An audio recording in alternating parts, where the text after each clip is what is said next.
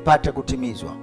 Bwana akamwamsha roho yake Koresh, mfalme wa Uajemi, hata akapiga mbiu katika ufalme wake wote, akaiandika pia akisema.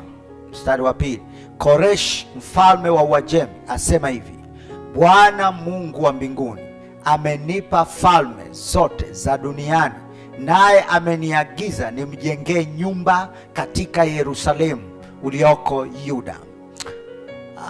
Basi kila mtu katika ninyi nyote mlio watu wake Bwana Mungu wake, na awe pamoja naye, na akwee mpaka Yerusalemu ulioko Yuda, akaijenge nyumba ya Bwana Mungu wa Israeli, yeye ndiye Mungu, iliyoko Yerusalemu. Na mtu awaye yote aliyesalia mahali popote akaapo hali ya ugeni, na asaidiwe na watu wa mahali pake kwa fedha na dhahabu na mali na wanyama, zaidi ya vitu vitolewavyo kwa hiari ya mtu kwa ajili ya nyumba ya nani? Ya Mungu, iliyoko wapi? Mstari wa 5 anasema, ndipo wakaondoka wakuu wa mbari za mababa wa Yuda na Benyamini, na makuhani na Walawi, naam, watu wote ambao Mungu amewaamsha roho zao kukwea ili kuijenga nyumba ya Bwana iliyoko wapi? Yerusalemu. Sasa nataka uelewe ka historia kadogo haka. Kumbuka ya kwamba huyu mfalme Koresh sio Myahudi moja, lakini wala sio mtumishi wa Mungu kwa maana ya mchungaji wala kuhani, lakini pia kumbuka ni mfalme wa Uajemi, taifa ambalo liko kinyume na Israeli, taifa ambalo linapigana vita na nani? Na Israeli. Sasa kitu gani ambacho kinatokea? Koresh anaamshwa roho yake na Mungu, kisha anajua huu ni wakati wa kuijenga Yerusalemu. Wakati wenye Yerusalemu yao hawajui kwamba ni muda wao wa kujenga Yerusalemu. Sio kama una mtu anaelewa. Yaani wale wenye nyumba hawajui kama ni wakati wao wa kujengwa, ila asiyehusika ndiye anakuja ameamshwa na Bwana ili aijenge Yerusalemu. Umeona huo mchezo unavyokwenda? Mwenye kazi hajui kazi yake, asiye na kazi anapewa majukumu. Maana yake ni nini? Mungu anaweza akamtumia yoyote yule kukamilisha kusudi lake kwenye maisha ya mtu. Mungu anamtumia Koresh kuijenga tena Yerusalemu.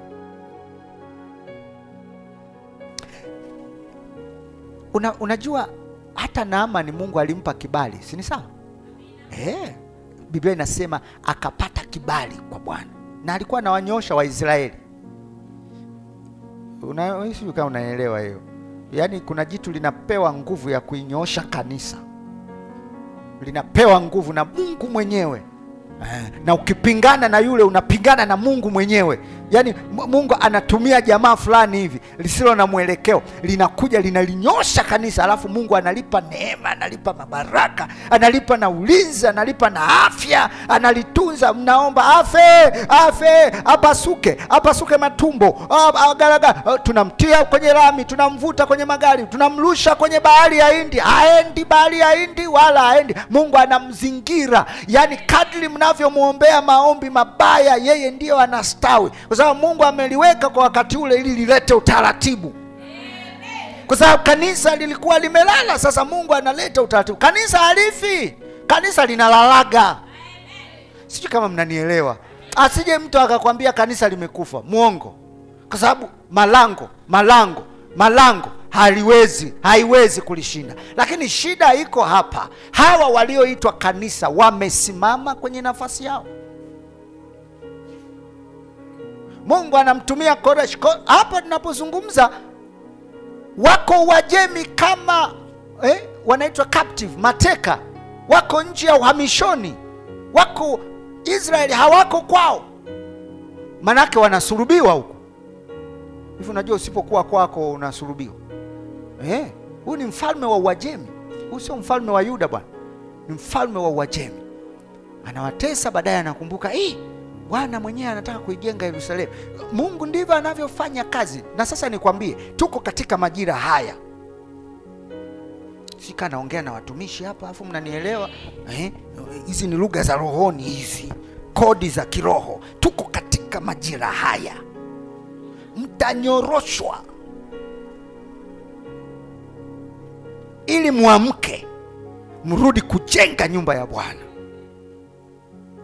Sijui kama mnanielewa. Haleluya. Sijui kama mnanielewa. Asante. Sijui kama mnanielewa. Wewe wakati mnaenda kujifungia huko ndani, Bwana tutazame, Bwana tuangalie, tunateseka. Mungu anasema hamjateseka hata sasa. Sijui niongee na watu au niwaache. Hata sasa hamjafanya nini?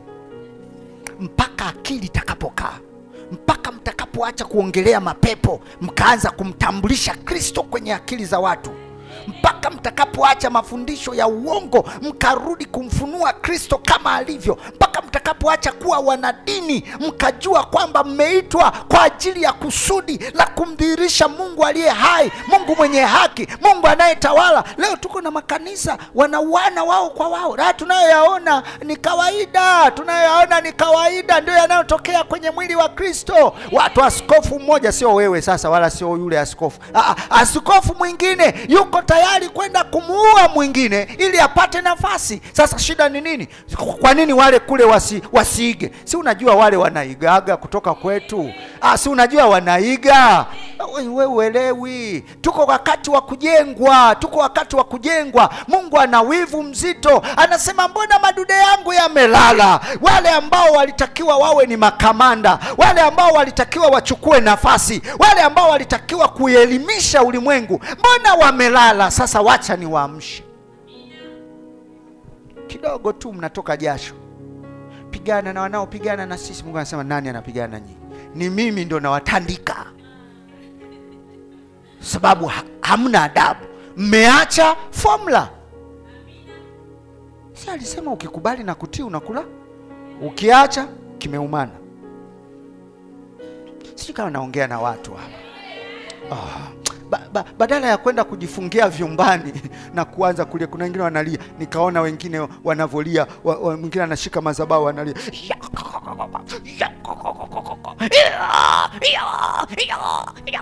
Acha ujinga, utakauka sauti. Jengwa kwanza. Naomba mpaka mimacho inatoka. Kuna mtu ukikutana naye wakati wa maombi unasema, Jesus, huu ni pepo mwenyewe aliyetoka wapi? Anamtisha hadi Mungu. No. Sijui kama naongea na watu wananielewa. Sio wakati wa kukaa kulia. Ni wakati wa kufikiri.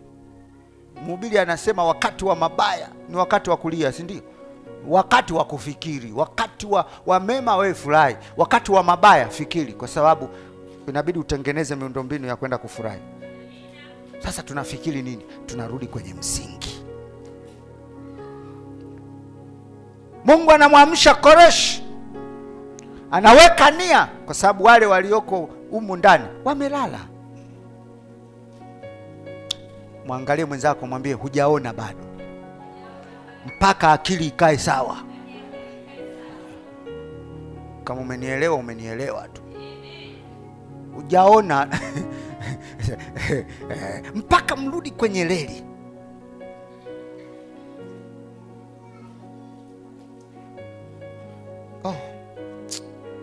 Inauma sana. Siku moja nimeenda mkoa fulani, nisiutaje maana mimi ni mhubiri wa sehemu nyingi.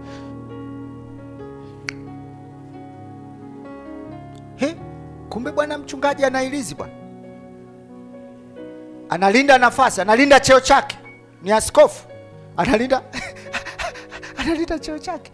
Sasa huyu kweli Mungu amtie nia huyu akufanyaje? Ngoja apigwe.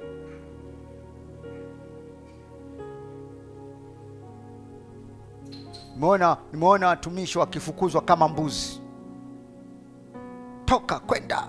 Wewe una nini wewe? kwanza ndio tulikuleta hapa. Dini ni uchawi. Nimesema tena kwa sauti, dini ni uchawi. Kama utaki shauri yako, nimesema usiwafanye watu wawe wana dini, wafanye watu wawe wa Kristo. Ai, mimi niko kwenye dini, sije ukafikia mimi sina dini. Na dini tena kubwa. Wai. Aha. Lakini dini hiyo naichukia. Ni uchawi. Ni Yezebeli dini. Yesu anasema imekwisha, kavunja na dini. Sasa access na Mungu moja kwa moja.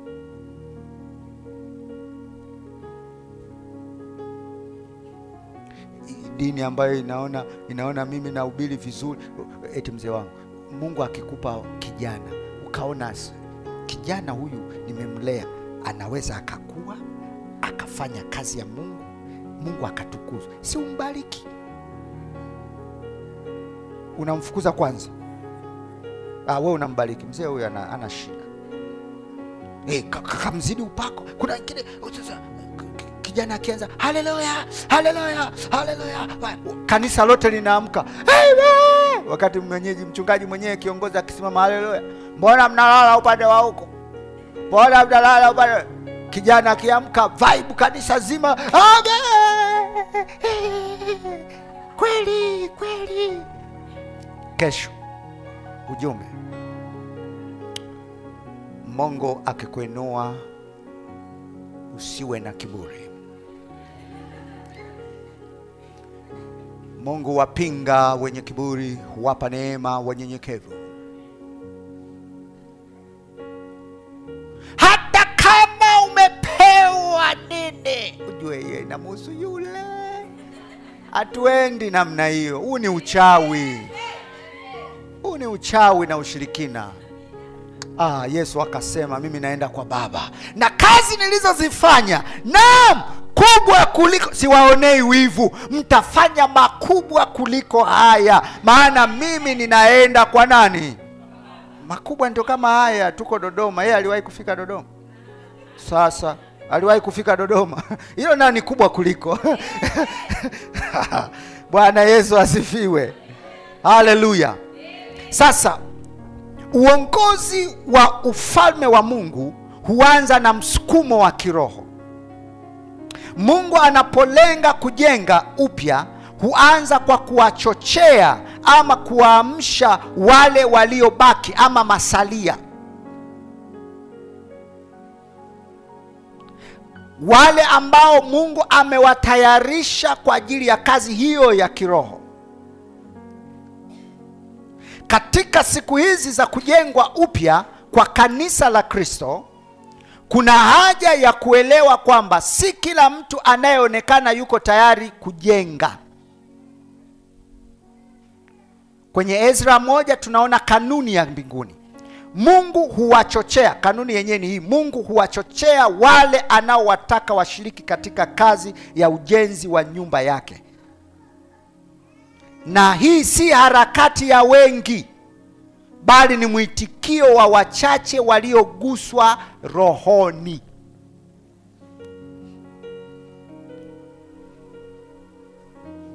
Wewe umeguswa?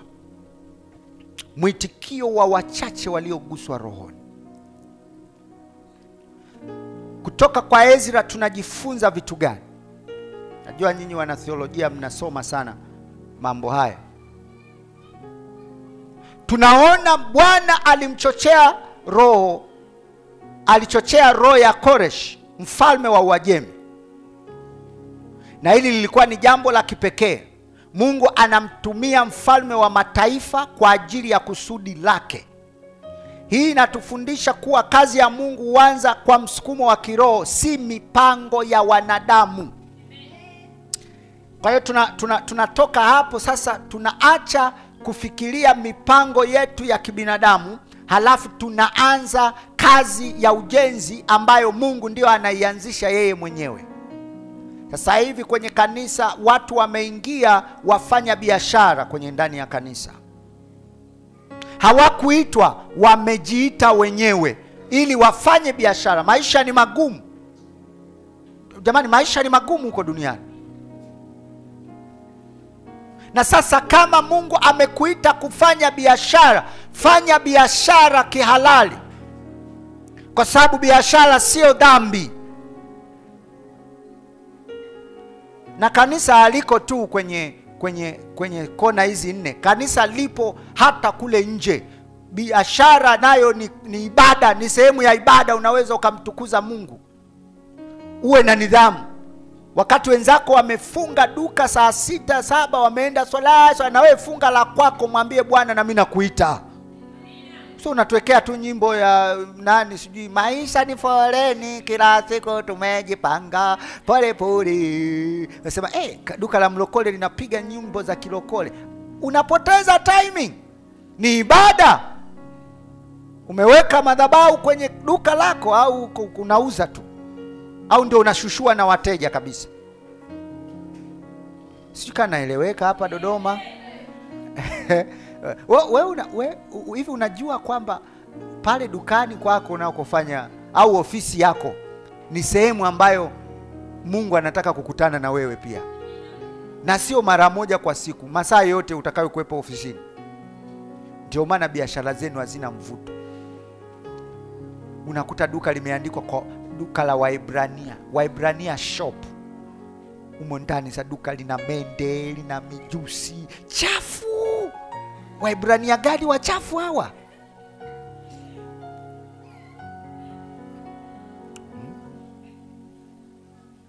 Wanawake waombolezao kefu. Basi tujue tukinywa chai hapo manzi sahani inaoshwa chafu.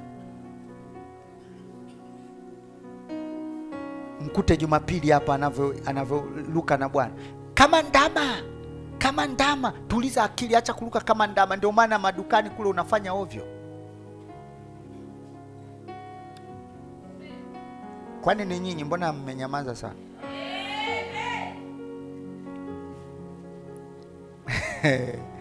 I say, Mungu atusaidie kwa jina la Yesu. Pale kwenye ofisi yako unayokaa ni sehemu ya ibada. Weka, make it smart. Unamwakilisha mfalme wa wafalme na Bwana wa mabwana. Hakikisha smart. Watu wakiingia wanasema tunakutana na Bwana hapa.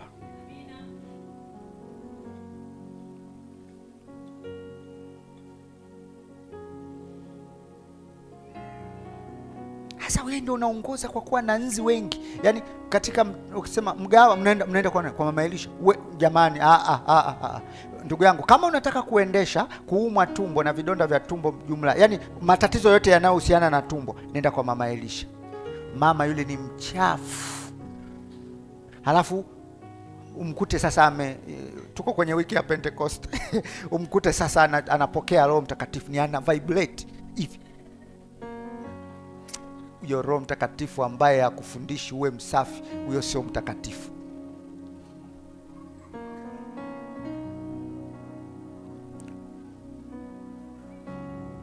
Sawa.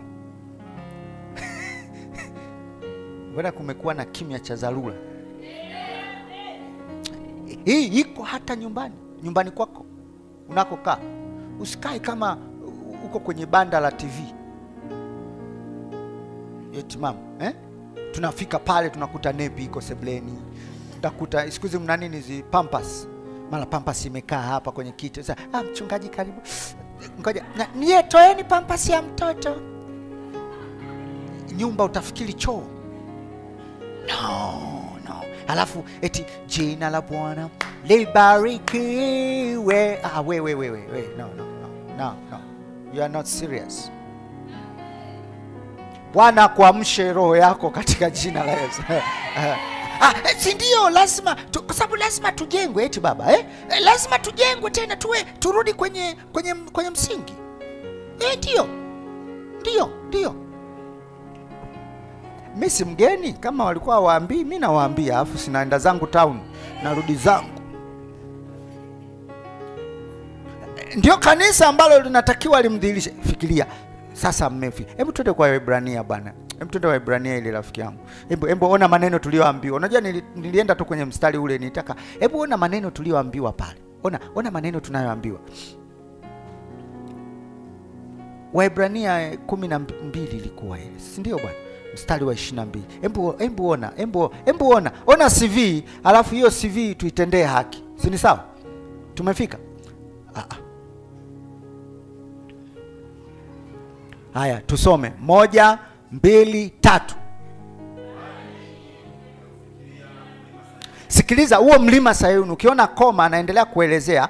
Kwanza mmeufikiria wapi? Kuna maneno kule anasema sio kama ule wa Musa. Hebu twende tuanzie 18 ili wapate muktadha. Haya, 1, 2, 3 tusome.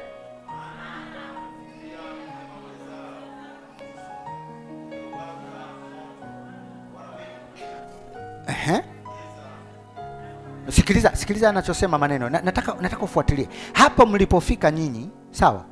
Sema hamjafika, rudi kule 18 kwanza. Hamjafika kwenye mlima unaoweza kuguswa kama wa Musa ambao alipanda akagusa. Sawa, mlimani. Si watu tunaenda kwenye maombi ya mlimani sasa huu mlima sio huo mnaogusa nyinyi, mnapanda kabisa na mlima. Si sawa? Anasema huu mlima mlioendelea hauguswi. Sio kama ule uliowaka moto. Mnakumbuka kuna wakati mlima ule uliwaka moto mnakumbuka, wala wingu jeusi, mnakumbuka mambo ya Musa haya. Na giza na tufani, ule mlima ule wa Sayuni ule uliokuwa unazungumzia Sinai. Si sawa? Haya, 19 anasemaje? Na mlio wa baragumu na sauti ya maneno, mnakumbuka, ambayo wale walioisikia waliishi wasiambiwe neno lolote lingine. Mnakumbuka Simo wa Musa wakamwambia, we Musa, kila siku tu we Mungu ndio anaongeaga na wewe. Ina maana Mungu huyu anatuogopa sisi Musa, Mungu sikatumba. Ndiyo jamani, kawaumba. Kwa hiyo anatugwaya, anatuogopa. Aje azungumze na sisi. Aje. Sasa haya Mungu akamwambia Musa, waambie wajitakase siku ngapi? Wakajitakasa, si ni sawa? Wao walifanya vizuri, wakajitakasa. Sasa anashuka sasa. Ndio milio hiyo, mara baragumu, sauti, sijui ndio alianza kuinua vidole, hatuelewi.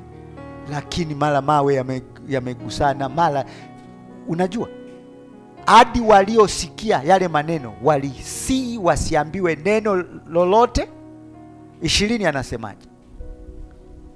Maana hawakuweza kustahimili neno lile lililo, hata mnyama akiugusa huo mlima atapigwa kwa mawe. Ule mlima ulikuwa sio mchezo. 21. Na hayo yalionekana jinsi yalivyokuwa ya kutisha, hata Musa akasemaje? Yani mjumbe mwenyewe, yani yeye aliyekuwa anatumwa, yani akaombe, alivyoona style Mungu anayokuja, yeye mwenyewe akasema, nimeshikwa na hofu na kutetemeka. We hata kama wewe ndio umetumwa unashangaa. Kuna wengine wanakufa kule chini, unashangaa mawe yanagongana. Yani ndio Mungu anajiandaa kuja kusema na watu wake. Afu wewe ndio uko mjumbe. Yani ndio mjumbe uko katikati. Si hata wewe unatikisika. Musa mwenyewe akasema nimeshikwa na nini?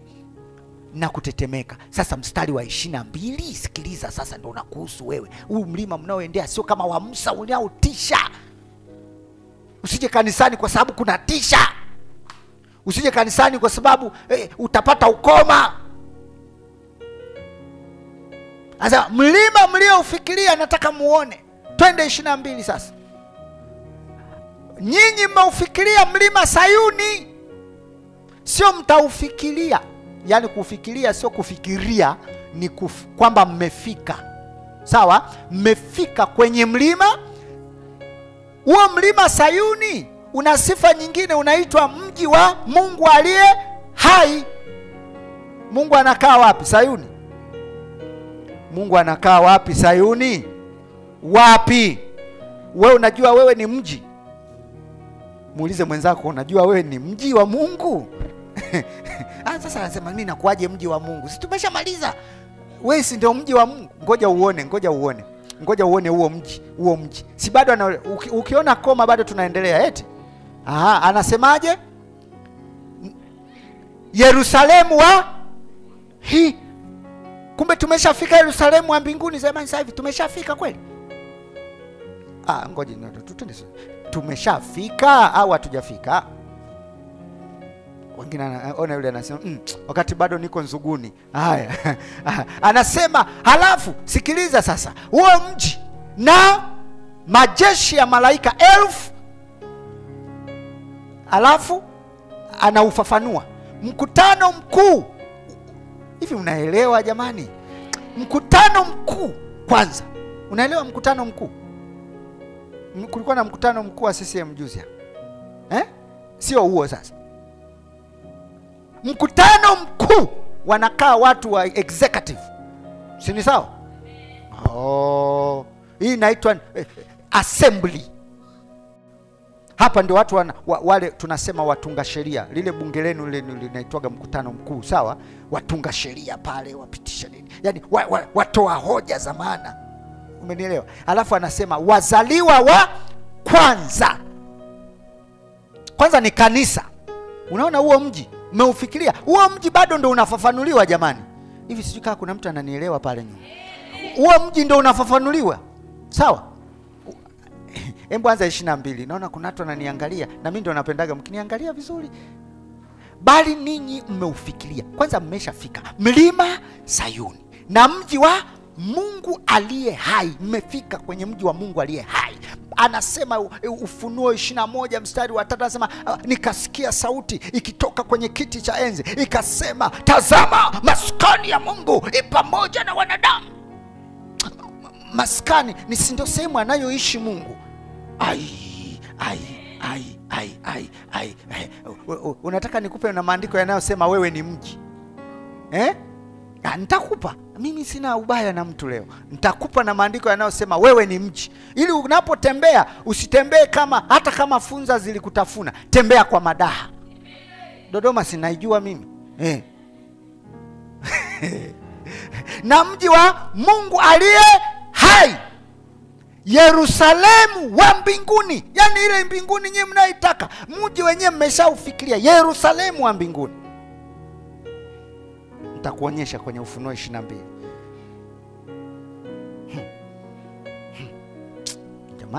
Jamani nyinyi. Na majeshi ya malaika 1000 nyingi.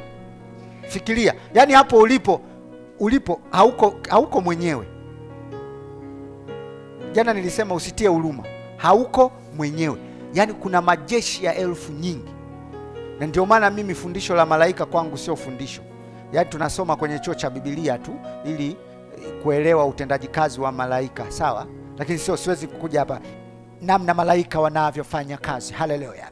Kuna malaika kwenye sikio lako la kushoto na malaika sikio lako. Lakini kwenye kichogo pia hapa nyuma kuna malaika anakulinda. Mbele haya ni mafundisho ya watoto wa Sunday school. Sijui unanielewa.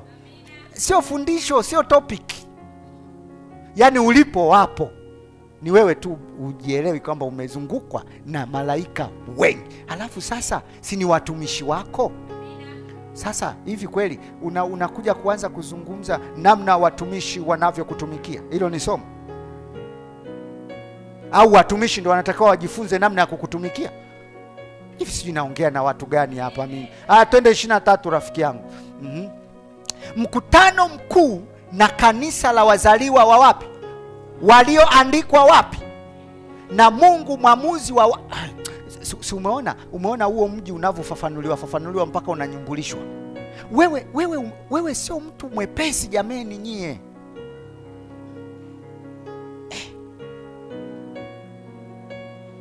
Sijui niwaambieje. Wewe sio mtu mwepesi. Haya twende Ufunuo 21 ili tumalize utata. Twende Ufunuo 21.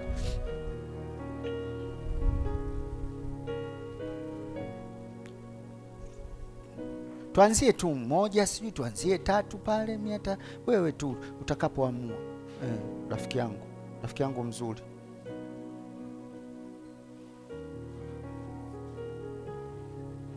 Haya. Wale wazee wa ufunuo sasa twende kazi. Wale tunaosubiria kunyakuliwa, sawa? Unyakuo upo jamani. Tunaosubiria kunyakuliwa, twende kazi. 1 2 3. Kwa maana Sikiliza sasa vizuri. Kaona tunasemaga hii dunia hii ya kwetu itakunjwa kama karatasi. Kwa hiyo kishaondoka kama karatasi, kuna mbingu mpya na nchi mpya. Mbingu na nchi. Narudia haya maneno kwa sababu sisi sijui tuna shida gani huwa tusomi maneno. Hiyo mbingu sio hii unayojua wewe. Kwa unako kwenda kunatakiwa kuwe kupya kama una mpango wa kwenda. Kwa sababu ni mbingu. Kwa ni Mungu mwenyewe ndo ataizindua, yani sijaelewa. Bado naendelea kufanya utafiti. Yani Mungu mwenyewe ndo ataizindua hiyo mbingu mpya, maana na yeye mwenyewe inabidi awe mpya kuingia huko. Sijaelewa. Na mimi bado ninajifunza. Maana mbingu za kwanza na nchi ya kwanza zimekwisha, wala hapana bahari tena. Kwa sababu ile ya kwanza Mungu akasema vitu vilikuwa vinatoka kwenye maji, si ni sawa? Alafu twende mstari unaofuata. Nami nikauona haya, nikauona, sikiliza vizuri maneno hayo, mji ule mtakatifu. Sikiliza hayo maneno, kama una Biblia underline kwa sababu kuna chini pale. Yerusalemu hata sasa mmeufikiria. Mmeufikiria. Mnakumbuka Waebrania alituambiaje? Hivi mpo hampo? Ndio hiyo ndio raha sasa. Ukishuka kutoka wapi? Mbinguni kwa Mungu umeshuka. Nyewe wakati mnataka kwenda mbinguni, mji wenyewe umesha balaa, hilo linaanzia hapo sasa. Sijui mnaenda kukaa wapi. Tuachane, tutafika mbinguni bwana, tusifike tumechoka sana. Au nyie mnasomaje? Wewe bwana, hii ndio Biblia yenu ya Nzuguni. Ninataka tuisome ya Nzuguni. Anasemaje? Nami nikauona mji ule mtakatifu. Nataka utoe miwani, uvae miwani mingine ili uone andiko linavyotafsirika hapo. Alafu hamna hata haja ya kwenda chuo kikuu cha Biblia. Sawa? Unaliona hapo liko wazi. Yerusalemu mpya ukishuka kutoka mbinguni kwa Mungu. Halafu angalia, anasema umewekwa. Ni mji. Kwa hiyo mji ni sawa tukisema umewekwa. Anatupa picha tayari. Muonekano wa huo mji ni kama bibi harusi. Huo muonekano wa huo mji ni kama bibi, sio bibi harusi. Sasa ukishasikia neno kama, manake tunalinganisha, si ni sawa? Mweusi kama mpira. Wewe sio mpira ila ni mweusi. Unaona kiwango cha weusi wako angalau tunaweza umenielewa? Haimaanishi wewe ni mpira. Sasa anasema umepambwa kama bibi harusi aliyekwisha tayari kupambwa kwa mumewe, huo mji. Sikiliza maneno. Twende 3. Nikasikia sauti kubwa kutoka katika kile kiti cha enzi ikisema, mji umeshashuka sasa. Si mji umeshuka? Tena mji wenyewe umepambwa kama bibi harusi aliye tayari kwa ajili ya mumewe. Bado hapo picha hatujaiona tu. Hapo ndio sisi wahubiri watu tunasema, mwambie jirani yako wewe ni mke wa Yesu Kristo. Haleluya. Mimi sio mke wa Yesu Kristo, tusisumbuane. Mimi ni mwili wa Yesu Kristo. Mke mwenyewe.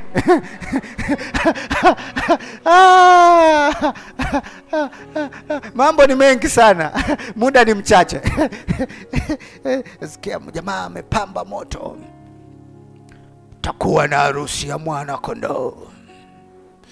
Shela lako limekaje? Sasa unaanza kupiga hesabu. Nitakapokuwa sijui nimejipaka nini ile wanawake sijui nitakuaje bibi harusi niliyepambwa kwa ajili ya ni picha ya lugha jamani. Anasema kama, umesikia? Kama. Kwa hiyo wewe sio bibi harusi. Kama. Hawataki kwa sababu na wanakwaya washaimba nyimbo, ni mabibi harusi watarajiwa wa Yesu. Anasema kama. Unasikia hilo neno kama? Tunaita metaphor. Kama.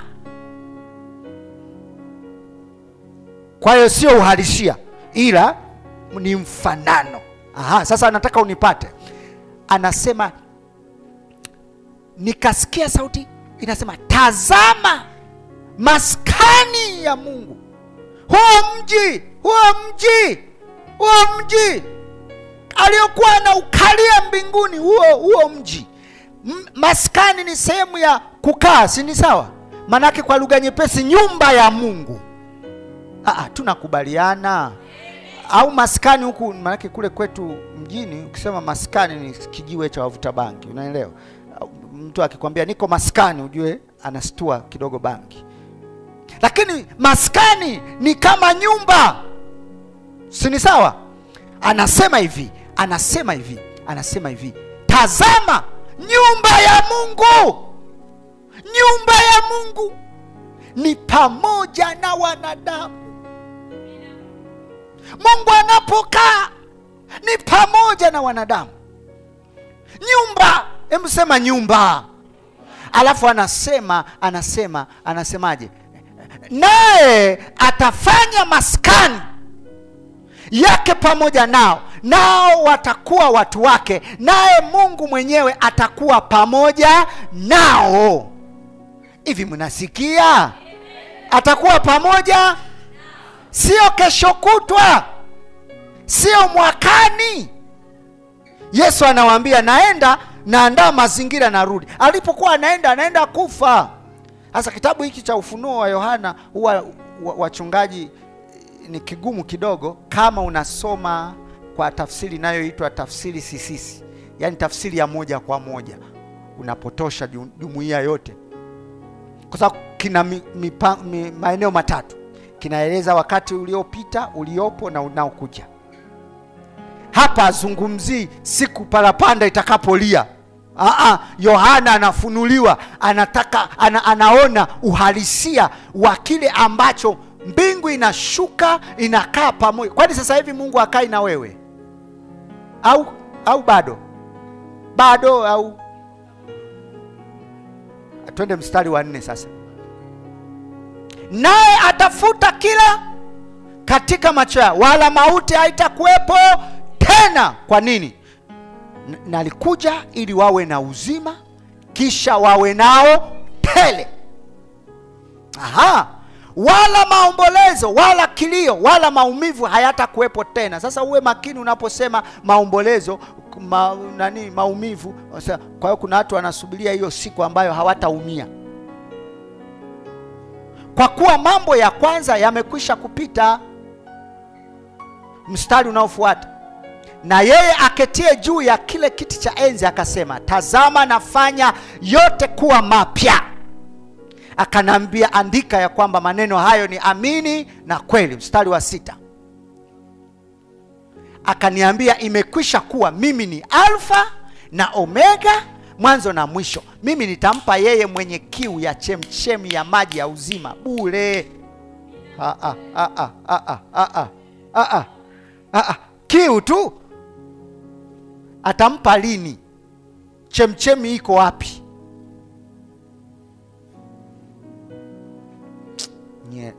Nye jamani, nye jamani. Ngoja nikupe andiko hapa. Hii ni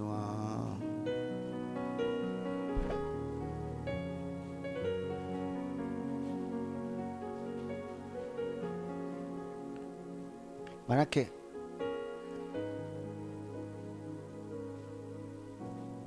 kuna watu hapa wanasema kwa mbingu yetu unatuondolea. Mimi sijasema nimewaondolea mbingu, ila nataka tupate mtazamo sahihi wa kilichoandikwa. Si ni sawa jamani?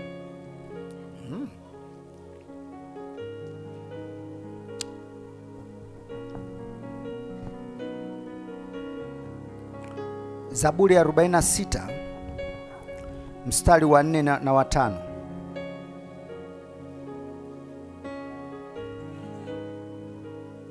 Afu nataka usome kwa mbwembwe. Aya, mmefika? Aya, tusome kwa sauti. 1, 2, twende.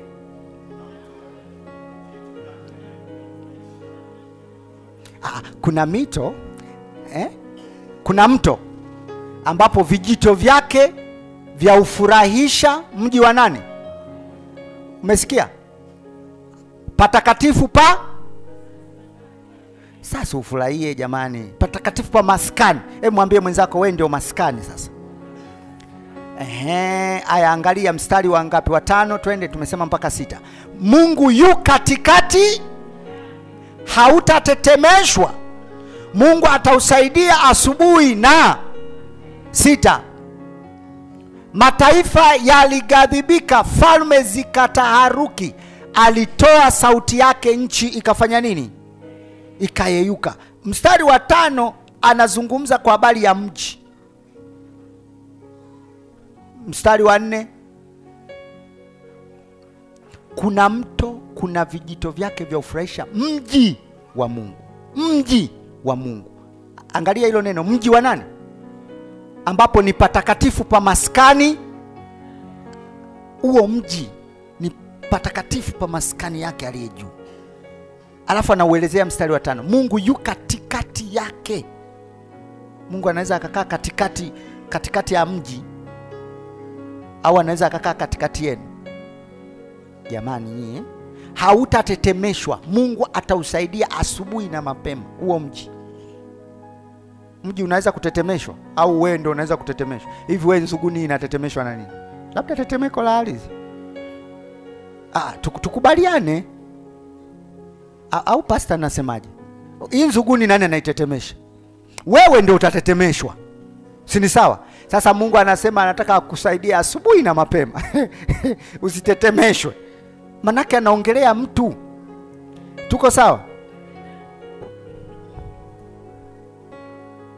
Haya. Zaburi pale mbele 48 mstari wa 1 na wa 2.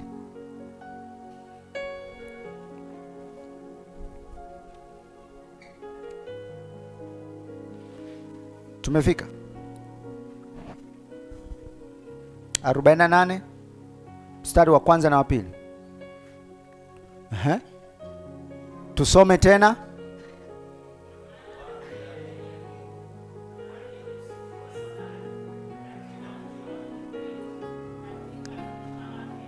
Mnaukumbuka mlima wake mtakatifu? Si Waebrania atatueleza. Hivi mnafuatana nami au mmeamua tu kunikaushia? Tumesema na mstari wa ngapi? Wa 2. Haya, tumalizie na wa 2.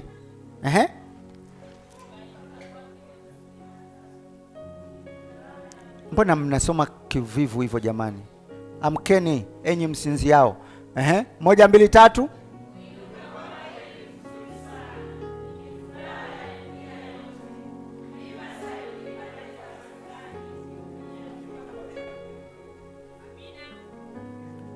Mimi nakupa tu maandiko ili upate raha.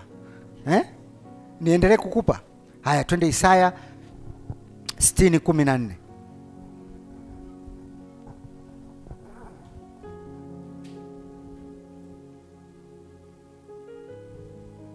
Hapo ndio sasa utata utakuwa umeisha. Alafu nataka hapo usome kwa sauti mpaka ya mwisho. Kama utakuwa unabisha basi wewe basi mimi nitakuwa tena Nzuguni sidaiwi. Damu yenu haitatakwa mikononi mwangu. Haya, 1 2 3 tusome kwa nguvu. 1 2 twende.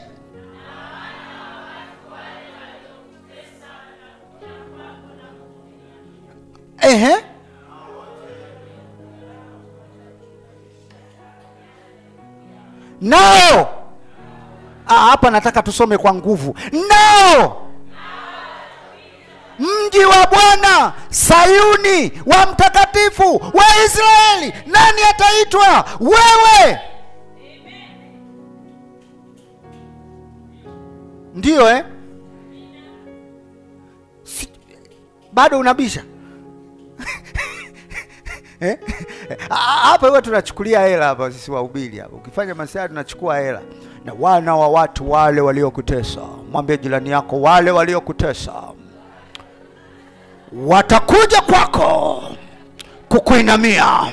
Nataka nikwambie, wadui zako watainama mbele zako kama walivyomsujudia Yusufu. Kama inakuja.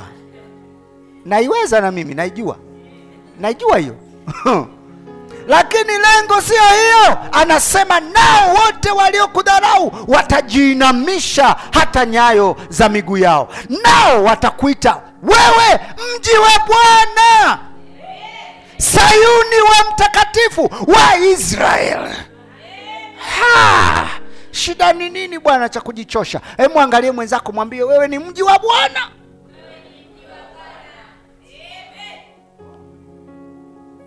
Sisi wana theolojia tumefundishwa utoe maandiko zaidi ya mawili ili kuthibitisha. Maana la sivyo utakuwa unafundisha fundisho la uongo. Bado au tuendelee? Nitoe lingine? Haya, Isaya 62:6 mpaka 7.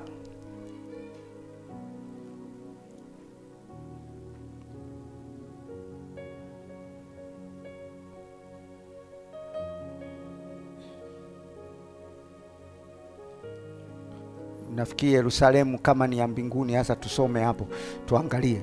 Tumefika 62 ngapi nimesema? 6 na 7. Haya twende 1 2 3.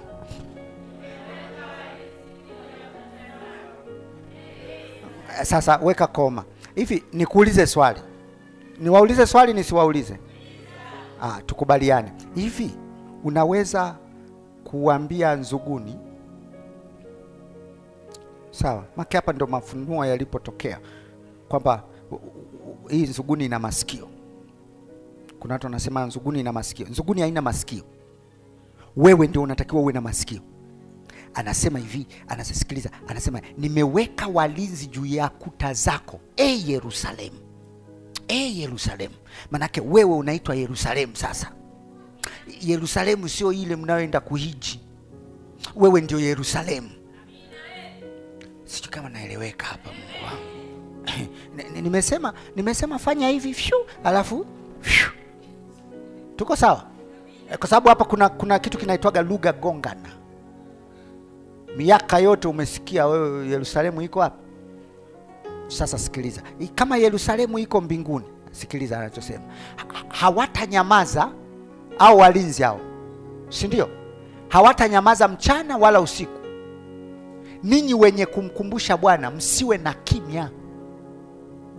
Mstari unaofuata. Sikiliza maneno. Wala jamani huyu. Wala msimwache akae mpaka atakapofanya imara Yerusalemu na kufanya kuwa sifa.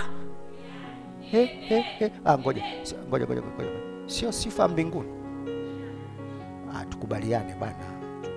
Tukubaliane. Sio sifa mbinguni. Sifa.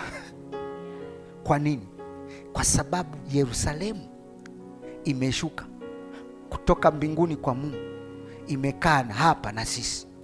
Ndio mji, wewe ndio Yerusalemu ya Mungu. Waebrania naeleza, mmeufikiria mji wenyewe ndio nyinyi. Sababu maskani ya Mungu ipo pamoja na nani? Na wanadamu. Sasa anataka akufanye wewe uwe sifa ya Mungu. Wapi? Duniani. Yani watu wakikutazama wamuone Mungu. Watu wakikusogelea wanakutana na Mungu. Sio utakapokuwa umepotea hapa duniani umeenda mbinguni. Kabla ya kufika huko mbinguni, watu wamemuona Mungu kupitia wewe. Tuna haraka. Kuna wimbo tulikuwa tunaimba, nina haraka ya kwenda mbinguni. Mnaujua Nina haraka. Tuimbe kidogo. Ya kwenda nina haraka mwenzenu kabisa. Sasa mbinguni sasa hivi haina mji. Utakaa wapi wewe?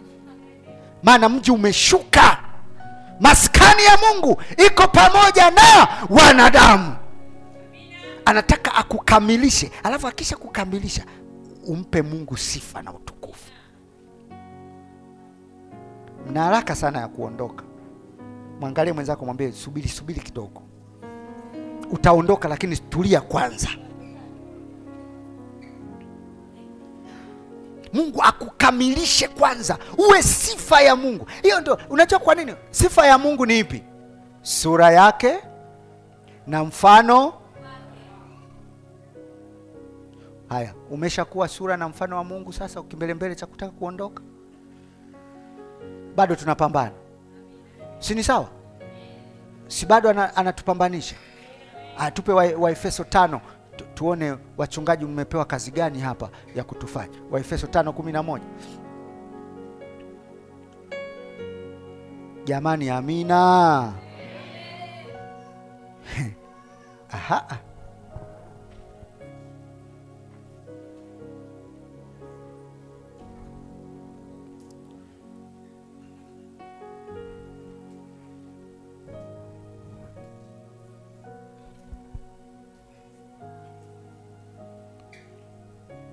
Tumefika. Aha, haya. Nimesema Waefeso ngapi? 4 bwana. 4, namaanisha 4.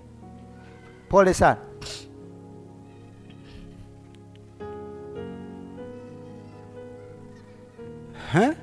Haya, hii tunalijua hii. Wanakwaya hamna wimbo hapo? Mtawashangaa sana. Naye alitoa wengine kuwa mitume. Ai, nimewapa wimbo tayari mkautunge. Anasemaje? Naye alitoa wengine kuwa. Nataka uone kwa nini Mungu anataka sifa yake kupitia wewe. Tuko sawa? Naye alitoa wengine kuwa mitume, sema 1. Na wengine kuwa manabii, sema 2. Na wengine kuwa wainjilisti, sema 3. Na wengine kuwa wachungaji, sema 4. Na walimu, sema 5. Ukiona zile alama 2, rudisha pale nyuma niwaelekeze wasomaji wangu. Ukiona zile alama 2, maelezo yote yanayofuata manake yanaelezea kilichotajwa kule nyuma. Umeelewa? Darasa la bure hilo kabisa. Haya, mstari unaofuata sasa. Kwa kusudi gani? Kuwakamilisha watakatifu. Kumbe kuna watakatifu lakini hawajakamilika. Naomba niulize swali. Unaweza ukawa mtakatifu eti baba halafu hujakamilika? Inawezekana? Ukawa mtakatifu halafu haujakamilika? Inawezekana? Baba akasema haiwezekani. Hiyo ni uongo. Na mimi nasema haiwezekani, ni fundisho potofu. Baba, unaweza ukawa mtakatifu lakini una masumbe-sumbe? Haiwezekani. Baba, inawezekana ukawa mtakatifu lakini una manyunga-nyunga? Baba kasema inawezekana. Na yule kijana ndo ana mayunga-yunga mengi, amesema ni mtakatifu lakini inawezekana. Biblia inasema hapo. Tusome tena, ndio maana nataka msome wenyewe. 1, 2, 3. Kwa kusudi. Manake hawajakamilika. Ngoja niulize, twende taratibu. Ulishawahi kupigiwa simu wewe ni mtakatifu, uko Nzuguni yeye ukasema niko Kisasa?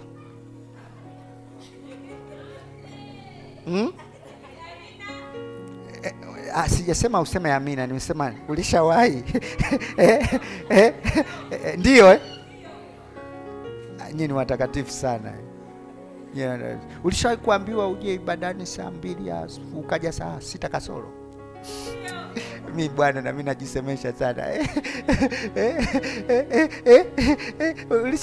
Ulishawahi kuambiwa utoe zaka alafu ukamkopa Mungu? Nitamlipa mwezi ujao. Jamani, aise. Kumbe ni watakatifu lakini wana mambo hawajakamilika. Anasema Mungu sasa anatoa mitume, anatoa wachungaji, wainjilisti, walimu. Kazi yao kubwa hii. Angalia, anasema kuwakamilisha watakatifu.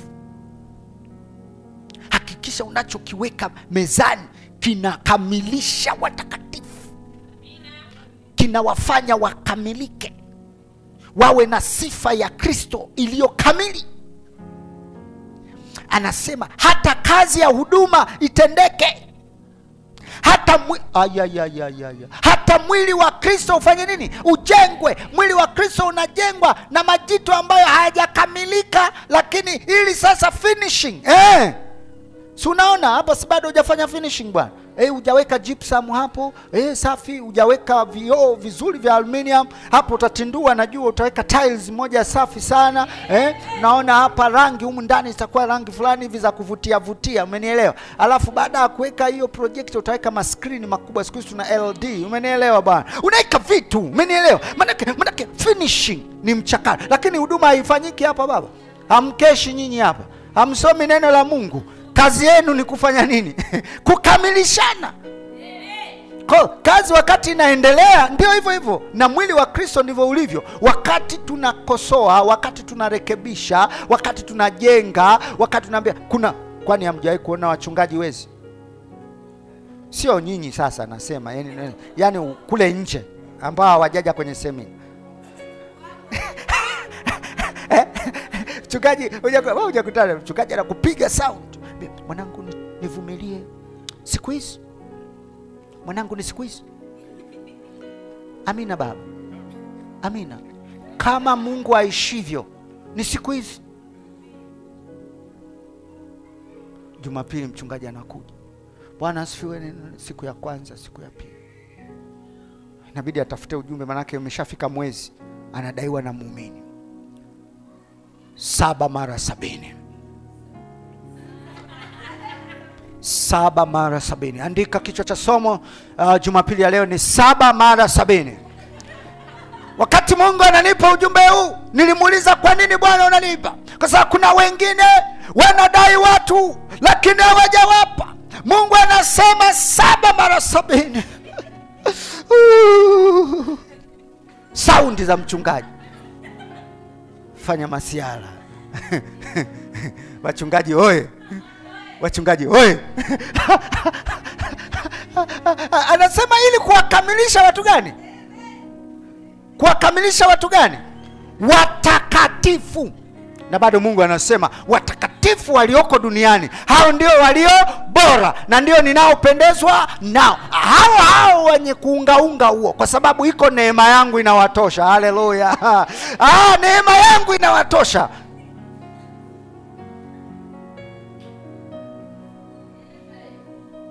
Kule Dar es Salaam sisi ndo tunajua. Huku nyewe mmeokoka. Huku hampigwi sound. Angalia vizuri, anasema hata mwili, kusudi kubwa, mwili ujengwe, ufikie perfection, ufikie utimilifu. Mstari unaofuata Bwana atupe ni mtamu sana. Angalia anasema hata na sisi sote. Hebu tusome. Tutakapo, mbona mmenyamaza? Hata na sisi sote na kumfahamu, soma kwa mbwembwe hapo, na kumfahamu kidogo mwana wa Mungu, kumfahamu sana, hata kuwa mtu mkamilifu. Ukamilifu si mapambio, ndugu zangu, ninyi nawapenda sana, si vinanda ukamilifu. Ukamilifu ni kumjua sana mwana wa Mungu. Alafu hata kufika kwenye cheo cha kimo cha utimilifu wa Kristo. Angalia anachoelezea hapo. Twende mstari unaofuata. Ili tusiwe tena, mama yangu watoto wachanga, tukitupwa huku na kuchukuliwa na kila upepo wa elimu, kwa hila ya watu, kwa ujanja, tukizifuata njia za udanganyifu. Kazi ya mchungaji ni kuleta perfection. Unaleta fundisho lililonyoka ili watu wasiwe na njaa ya kwenda kutafuta huku na huku.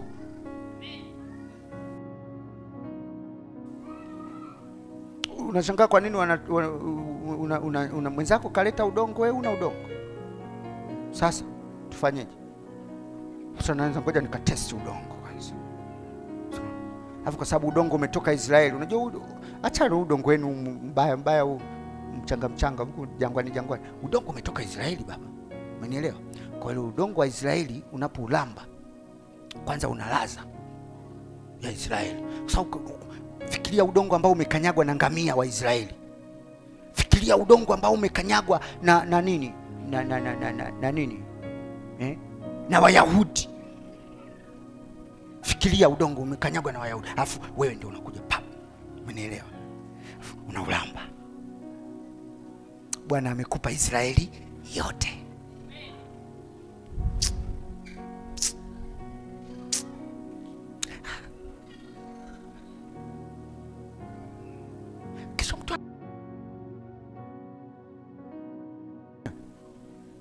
Mtu aliyooga Naamani mwenye ukoma. Ule ukoma sijui kama bado upo, lakini maji. Ule ukoma tuko ulienda, umenielewa? Lakini tuna maji yetu kutoka Jordan, sijui kama unanielewa. Hivi unajua maji yaliyochanganyikana na ukoma yanavyokuwa matamu?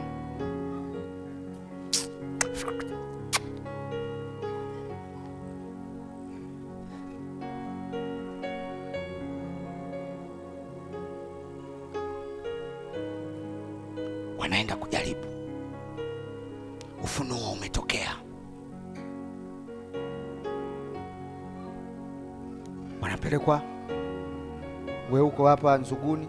Sasa muumini leo mbona hujaja? Naumwa tumbo. Haumi tumbo, kaenda kutest ladha mahali pengine.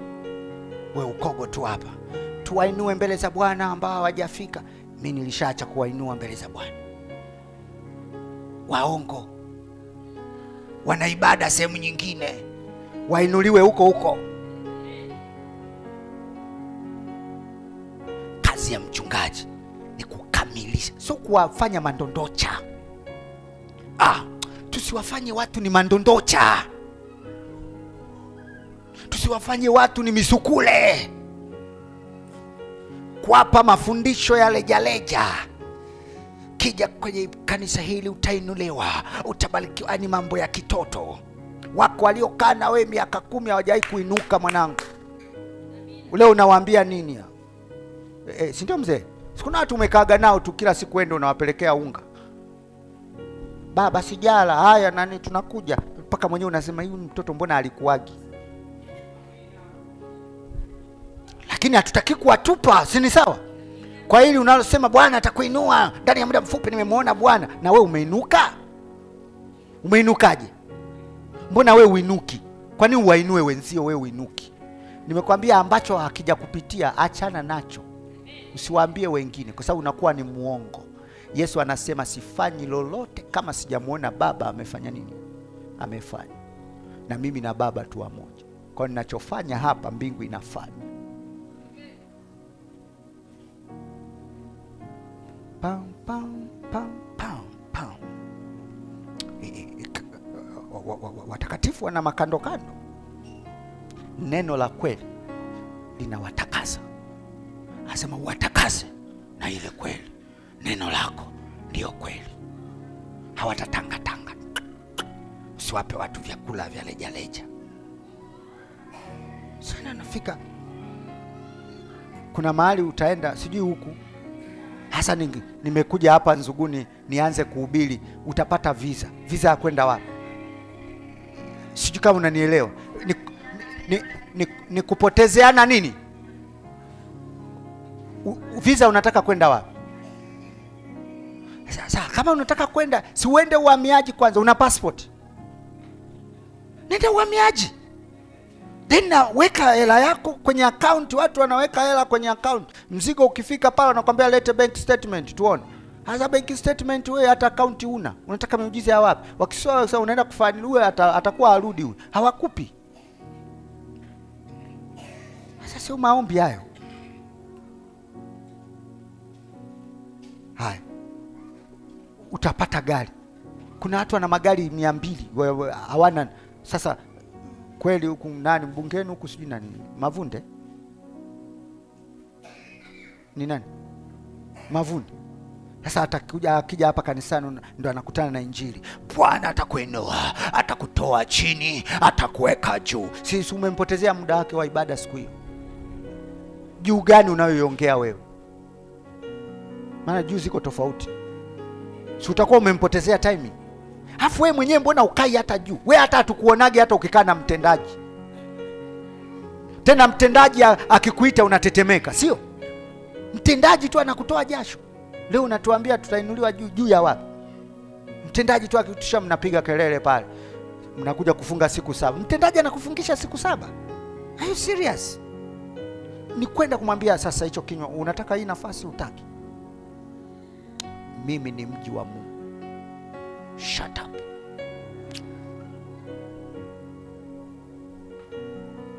Nasikia ukula meguna. Kwa nini? Huna mamlaka. Unaongea vitu ambavyo sio vya kwako. Sasa hebu tuangalie kanuni hapa. Mungu anafadhili kile alichokianzisha. Kwa hiyo kama hajakuchochea kuanza kujenga, acha kujenga. Usiwekeze pale ambapo Mungu hajakuchochea upawekeze. Kwa sababu wajenzi wanaojenga na Mungu ni wale tu aliowachochea. Ezra 1:5 inasema, ndipo wakainuka viongozi wa koo za Yuda na Benyamini, kila mtu ambaye roho yake ilichochewa na Mungu. Hii inaonyesha kuwa si kila mtu alishiriki katika kazi hiyo takatifu. Waliowekwa kando kwa kazi hii ni wale tu walioamshwa na Mungu. Hili ni fundisho kwa viongozi. Sio kila mtu ni wa kujenga, ni wale walioitwa, waliotiwa moyo na Mungu. Sijui kama tunaelewana.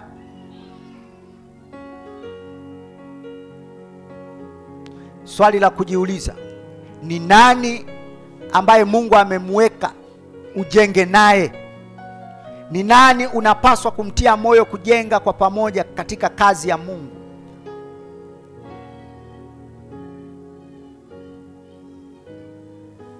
Lakini somo ambalo tunajipata katika kitabu cha Ezra, hiyo sura ya 1, ni kwamba mageuzi ya kweli huanzia kwenye nyumba ya Mungu. Na lengo la kurudi kutoka uhamishoni halikuwa kutafuta ustawi wa taifa, bali kujenga nyumba ya Bwana. Ezra 1:3 anasema, mageuzi ya kiroho lazima yaanze kwenye madhabahu. Hatuwezi kutarajia ujenzi wa ufalme kama hatujarudi kwenye misingi ya ibada safi. Ibada safi sio kuinua mikono. Naomba niweke wazi. Tumekubaliana jana tunafanyiana operation, au sio? Tunajengana, ha? Niwape nisiwape? Niwape nisiwape? Nitawapa. Tuko kwenye kizazi ambacho kusikiliza neno la Mungu ni utata. Tuko kwenye kizazi ambacho watu hawapendi neno la Mungu, ila wanapenda burudani. Niliwahi enda mahali watu wameimba masaa mawili, alafu wananiambia mimi nihubiri dakika 15. Nikaambia sifanyagi hayo mambo. I don't waste my time. Siwezi kupoteza muda wangu.